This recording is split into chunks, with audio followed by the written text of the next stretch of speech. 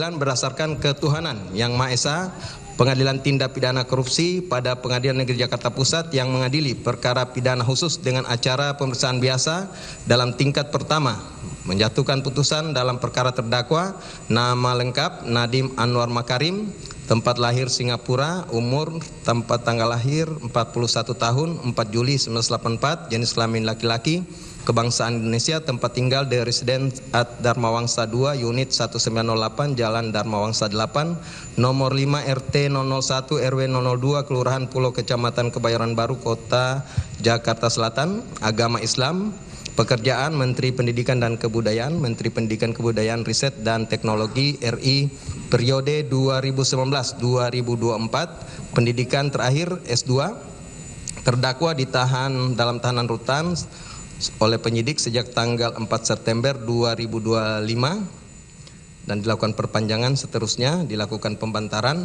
dan hingga sekarang dilakukan kembali penahanan. Terdakwa di persidangan didampingi oleh penasihat hukum bernama Dr.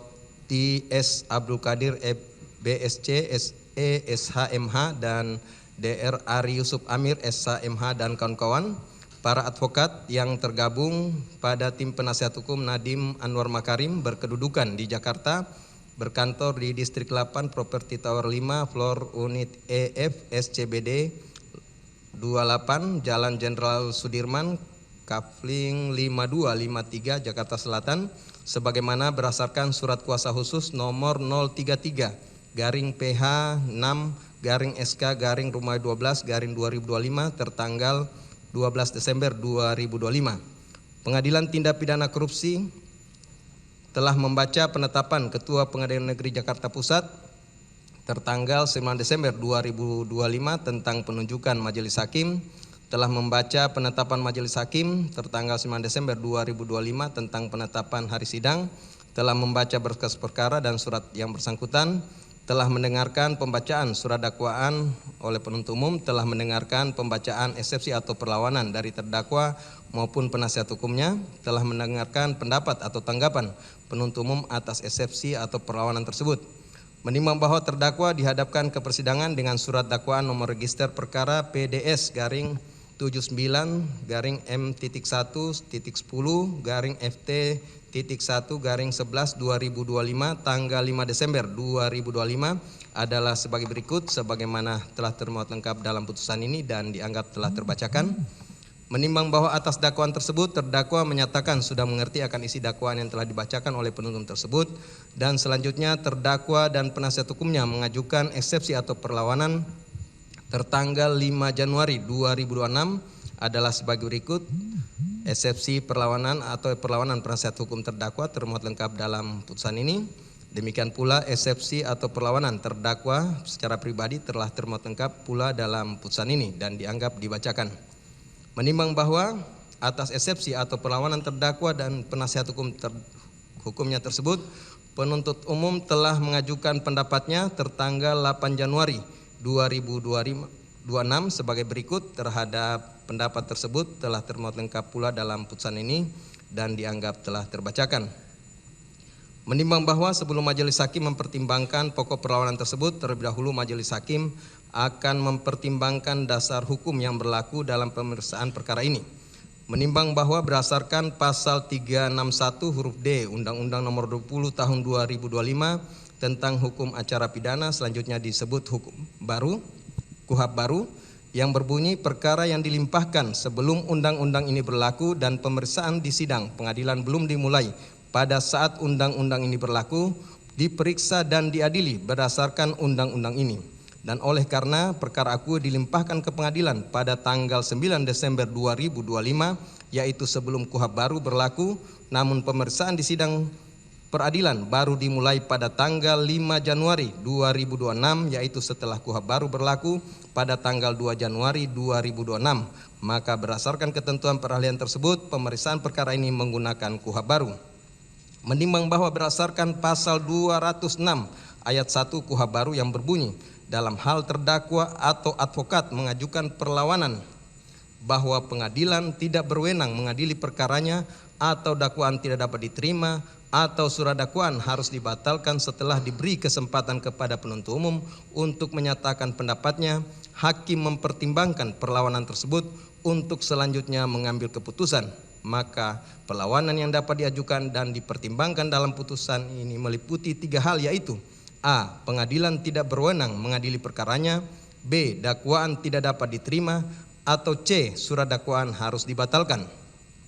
Menimbang bahwa setelah mempelajari dengan sesama perlawanan terdakwa dan advokat atau penasihat hukumnya serta pendapat penuntut umum tersebut di atas, selanjutnya majelis hakim akan mempertimbangkan eksepsi atau perlawanan terdakwa dan advokat penasihat hukumnya sebagaimana berdasarkan kategori-kategori tersebut adalah sebagai berikut.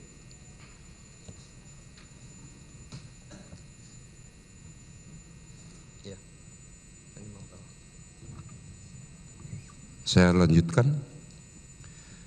Menimbang bahwa terhadap perlawanan mengenai pengadilan tindak pidana korupsi tidak berwenang mengadili perkara ini, advokat mendalilkan bahwa perbuatan terdakwa merupakan ranah hukum administrasi negara, bahwa kewenangan menteri dilindungi undang-undang, bahwa mekanisme sanksi administratif belum ditempuh, dan bahwa pengujian penyalahgunaan wewenang seharusnya di Pengadilan Tata Usaha Negara.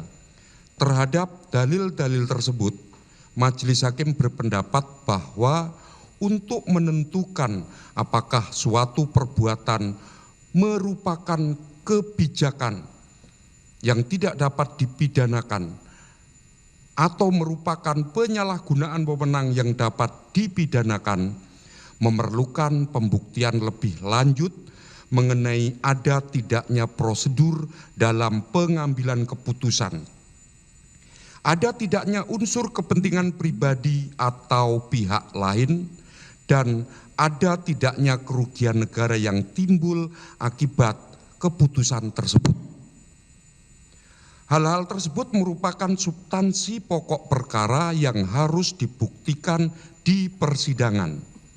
Pemeriksaan di Pengadilan Tata Usaha Negara sebagaimana Pasal 21 Undang-Undang Administrasi Pemerintahan hanya terbatas pada keputusan administrasi pemerintahan, bukan pada perbuatan material yang didakwakan sebagai tindak pidana korupsi. Karena dalil perlawanan ini berkaitan erat dengan pembuktian pokok perkara, maka perlawanan mengenai kompetensi absolut haruslah ditolak.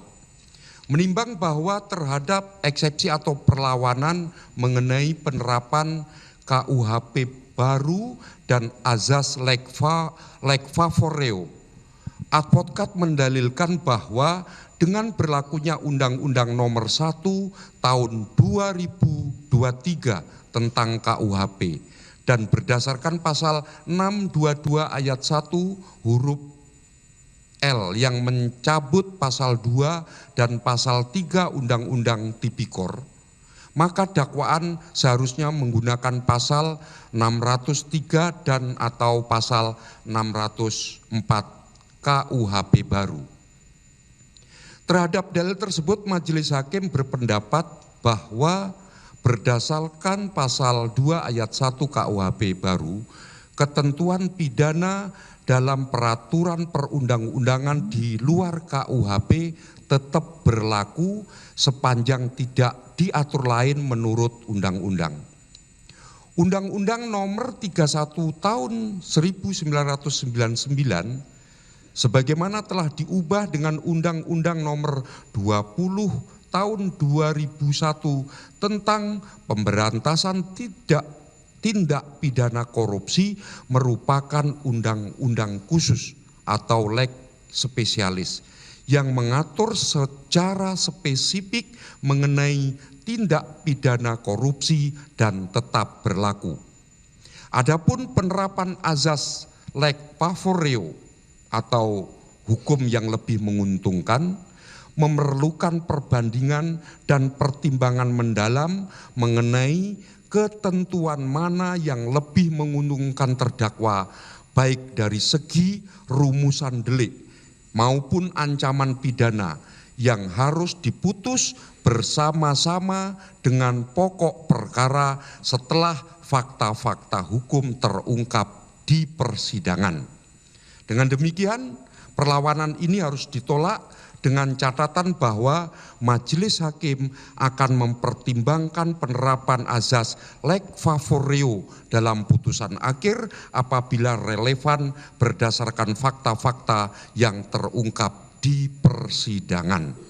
Menimbang bahwa terhadap eksepsi atau perlawanan mengenai surat dakwaan obskur libel, majelis hakim terlebih dahulu akan mempertimbangkan syarat-syarat dakwaan sebagaimana diatur dalam pasal 75 KUHP baru. Berdasarkan pasal 75 ayat 2 KUHP baru, surat dakwaan harus memuat a. Nama lengkap, tempat lahir, umur atau tanggal lahir, jenis kelamin, kebangsaan, tempat tinggal, agama, dan pekerjaan tersangka, dan b. Uraian secara cermat, jelas dan lengkap mengenai tindak pidana yang didakwakan dengan menyebut waktu dan tempat tindak pidana itu dilakukan. Berdasarkan pasal 75 ayat 3 KUHP baru, surat dakwaan yang tidak memenuhi ketentuan sebagaimana dimaksud pada ayat 2 huruf B batal demi hukum. Menimbang bahwa advokat mendalilkan dakwaan obskur libel dengan berbagai alasan dan terhadap dalil-dalil tersebut, majelis hakim berpendapat bahwa terhadap dalil pencampur adukan kewenangan antara menteri dengan policy maker dengan kuasa pengguna anggaran sebagai pelaksana pengadaan, majelis hakim berpendapat bahwa pemisahan tersebut dan penentuan siapa yang bertanggung jawab atas suatu perbuatan merupakan substansi perbuatan yang akan diuji di persidangan berdasarkan fakta-fakta yang terungkap. Terhadap dalil bentuk pernyataan tidak jelas apakah terdakwa sebagai plagier, down plagier, made plagier, atau outlocker, majelis hakim berpendapat bahwa rincian peran masing-masing pelaku dalam penyertaan merupakan materi pembuktian yang akan diuji melalui alat-alat bukti di persidangan. Terhadap dalil konflik kepentingan dan tembus delikti, majelis hakim berpendapat bahwa waktu pengunduran diri terdakwa dari PT Gojek Indonesia dan kaitannya dengan jabatan menteri serta ada tidaknya konflik kepentingan merupakan fakta yang akan diuji pembuktiannya di persidangan. Menimbang bahwa terhadap dalil lokus delikti tidak jelas terkait dengan wilayah 3T, majelis hakim berpendapat bahwa penggunaan frasa setidak-tidaknya pada suatu tempat lain yang masih termasuk dalam daerah hukum pengadilan merupakan teknik penyusunan dakwaan yang lazim digunakan dalam praktek peradilan, terutama untuk tindak pidana yang dilakukan secara berlanjut dalam rentang waktu panjang dan di berbagai tempat dan telah diterima di dalam jurisprudensi Mahkamah Agung. Terhadap dalil unsur memperkaya diri sendiri tidak logis karena angka 809 miliar melebihi total anggaran CDM 621 miliar dan tidak dijelaskan aliran dana ke rekening terdakwa. Majelis hakim berpendapat bahwa uraian tentang perbuatan memperkaya diri sendiri atau orang lain atau korporasi termasuk aliran dana dan hubungannya dengan kepemilikan saham merupakan materi pembuktian yang akan diuji di persidangan. Terhadap dalil metode penghitungan kerugian negara yang tidak konsisten merupakan total loss dan markup secara bersamaan, majelis hakim berpendapat bahwa validitas metode perhitungan kerugian negara merupakan substansi pembuktian yang akan diuji melalui keterangan ahli dan dokumen audit di persidangan. Menimbang bahwa terhadap dalil ambiguitas dua angka kerugian negara, yaitu 1,567 triliun dan 621 miliar, Majelis Hakim berpendapat bahwa penjelasan mengenai hubungan antara kedua angka tersebut dan cara penghitungannya merupakan materi pembuktian yang akan dijelaskan oleh penuntut umum melalui alat bukti di persidangan. Terhadap dalil kontradiksi hasil audit BPKP tahun 2004 dan tahun 2025 serta kewenangan BPKP dalam mendeklarasikan kerugian negara, Majelis Hakim berpendapat bahwa validitas dan kontradiksi hasil audit serta kewenangan lembaga penghitung kerugian negara merupakan fakta dan pendapat hukum yang akan diuji di persidangan. Menimbang bahwa berdasarkan pertimbangan-pertimbangan tersebut, Majelis Hakim berpendapat bahwa surat dakwaan penuntut umum telah memenuhi syarat formil sebagaimana dimaksud dalam pasal 75 ayat 2 huruf A KUHP baru, yaitu telah memuat identitas terdakwa secara lengkap dan telah memenuhi syarat material sebagaimana dimaksud dalam pasal 75 ayat 2 huruf B KUHP baru, yaitu telah menguraikan secara cermat, jelas dan lengkap mengenai tindak pidana yang didakwakan dengan menyebutkan waktu dan tempat tindak pidana dilakukan. Dalil-dalil perlawanan mengenai dakwaan obskur libel seluruhnya berkaitan dengan materi pembuktian pokok perkara yang akan diuji di persidangan, bukan mengenai kejelasan rumus dakwaan itu sendiri. Oleh karena itu perlawanan mengenai dakwaan obskur libel haruslah ditolak. Menimbang bahwa terhadap perlawanan mengenai berkas perkara tidak lengkap, advokat mendalilkan bahwa terdakwa tidak menerima daftar barang bukti dan laporan hasil audit BPKP.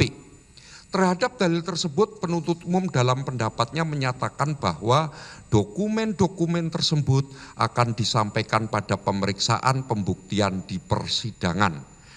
Majelis Hakim berpendapat bahwa tidak dilampirkannya daftar barang bukti dan laporan hasil audit dalam berkas perkara yang diserahkan kepada terdakwa tidak menyebabkan surat dakwaan batal atau tidak dapat diterima, karena syarat surat dakwaan diatur secara limitatif dalam pasal 75 KUHP baru dan tidak mensyaratkan kelengkapan dokumen-dokumen tersebut sebagai bagian dari surat dakwaan. Namun demikian, untuk memenuhi hak terdakwa atas peradilan yang adil atau fair trial dan untuk menjamin hak terdakwa dalam melakukan pembelaan termasuk pembuktian terbalik sebagaimana diatur dalam pasal 37 dan pasal 37A Undang-Undang Tipikor serta untuk kelancaran pemeriksaan perkara, Majelis Hakim memandang perlu memerintahkan penuntut umum untuk menyerahkan daftar barang bukti dan laporan hasil audit BPKP atau dokumen audit keuangan lainnya kepada terdakwa sebelum memasuki tahap pembuktian. Dengan demikian, perlawanan ini tidak dapat dijadikan dasar untuk membatalkan surat dakwaan atau menyatakan surat dakwaan tidak dapat diterima. Menimbang bahwa selanjutnya terhadap perlawanan pribadi terdakwa, pada pokoknya terdakwa mendalilkan bahwa dirinya tidak memutuskan penggunaan Chrome OS, bahwa terdapat kontradiksi hasil audit BPKP dan proses pengadaan telah didampingi oleh lembaga-lembaga negara, bahwa unsur memperkaya diri sebesar 809 miliar tidak jelas dan tidak ada aliran dana ke rekening terdakwa, bahwa peran terdakwa dalam pengadaan tidak dijelaskan secara konkret, serta bahwa terdapat fakta-fakta yang menguntungkan terdakwa namun tidak dimuat dalam dakwaan seperti penghapusan narasi WhatsApp grup Mas Menteri, 97% Chromebook aktif dan berfungsi, penghematan anggaran 1,2 triliun dan 86% murid menggunakan Chromebook untuk ANBK. Terhadap dalil-dalil tersebut, majelis hakim berpendapat bahwa seluruhnya merupakan pembelaan substansial yang berkaitan erat dengan pokok perkara dan harus dibuktikan dalam persidangan melalui alat-alat bukti, bukan merupakan materi perlawanan dalam tahap putusan sela.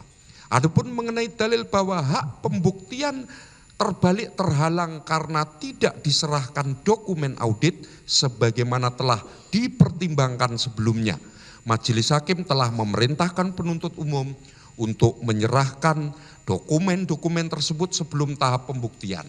Dengan demikian, perlawanan pribadi terhadap terdakwa haruslah ditolak. Menimbang bahwa berdasarkan seluruh pertimbangan tersebut di atas, majelis hakim berkesimpulan bahwa perlawanan mengenai kompetensi absolut berkaitan dengan pokok perkara harus ditolak, perlawanan mengenai penerapan KUHP baru dan azas leg favorio berkaitan dengan pokok perkara dan harus ditolak dengan catatan akan dipertimbangkan dalam putusan akhir apabila relevan. Perlawanan mengenai dakwaan obskur libel tidak beralasan hukum karena surat dakwaan telah memenuhi syarat pasal 75 KUHP baru dan dalil-dalil yang diajukan berkaitan dengan pembuktian pokok perkara. Perlawanan mengenai perkara tidak lengkap tidak dapat dijadikan dasar untuk membatalkan surat dakwaan, namun penuntut umum diperintahkan menyerahkan dokumen-dokumen yang dimaksud dan perlawanan pribadi terdakwa seluruhnya berkaitan erat dengan pembuktian dalam pokok perkara harus pula ditolak, sehingga dengan demikian terhadap eksepsi atau perlawanan terdakwa dan penasihat hukumnya tersebut di atas harus dinyatakan tidak dapat diterima. Menimbang bahwa merujuk pada prinsip peradilan cepat, sederhana dan biaya ringan, serta azas kepastian hukum, keberatan-keberatan formil yang diajukan terdakwa dan penasihat hukumnya tidak cukup beralasan untuk menghentikan proses pemeriksaan perkara ini pada tahap eksepsi, menimbang bahwa sejalan dengan tujuan hukum acara pidana untuk menemukan kebenaran material dan mengadili dengan adil dan benar, maka keberatan-keberatan terdakwa dan penasihat hukumnya yang lebih menyangkut aspek pembuktian lebih tepat dipertimbangkan di dalam pemeriksaan pokok perkara.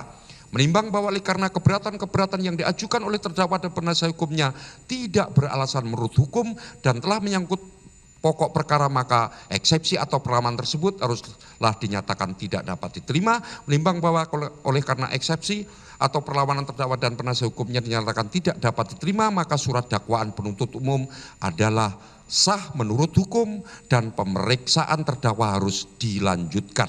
Menimbang bahwa oleh karena putusan ini mengenai keberatan dari penasihat hukum terdakwa terhadap surat dakwaan penuntut umum, maka penghitungan mengenai biaya perkara ditangguhkan sampai dengan putusan akhir.